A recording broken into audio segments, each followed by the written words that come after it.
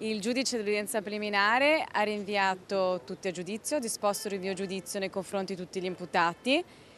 Sarà un processo inutile, comunque in sede dibattimentale noi forniremo quelli che saranno tutti gli elementi di prova che dimostreranno la nostra totale inconsapevolezza e mancanza di dolo. L'accusa è di avere violato la legge sulle spese elettorali durante la campagna per le comunali del 2020 che portarono Luigi Brugnaro al secondo mandato da sindaco. Oltre all'ex primo cittadino di Venezia, sono stati rinviati a giudizio l'ex direttore generale del comune e capo di gabinetto Morris Ceron, in questo caso in veste di legale rappresentante dell'associazione Un'impresa in comune, l'amministratore delegato di Umana Giuseppe Venier, Walter Bianchi, amministratore del consorzio Produzione e Sviluppo Nord-Est, e Stefano Schiavon in rappresentanza dell'associazione Venezia 2025.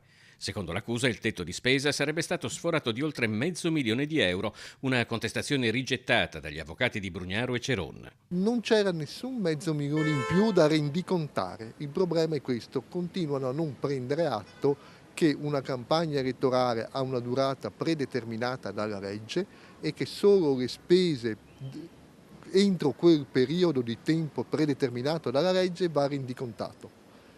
È un dato normativo, non ce lo siamo inventati noi. Si contestano delle rendicontazioni sbagliate di somme ricevute per una campagna elettorale che, quando sono state ricevute, vedevano la campagna elettorale sconosciuta anche nella mente di Dio.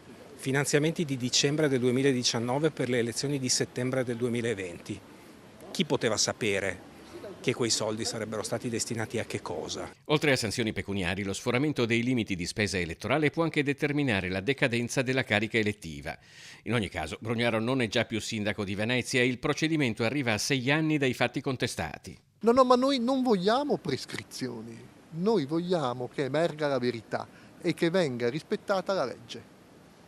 Della prescrizione il dottor Luigi Brugnaro non se ne fa nulla. Adesso quando comincerà il processo? Il processo, l'udienza è stata fissata per il 21 settembre 2026 avanti il giudice dottoressa Cattarossi.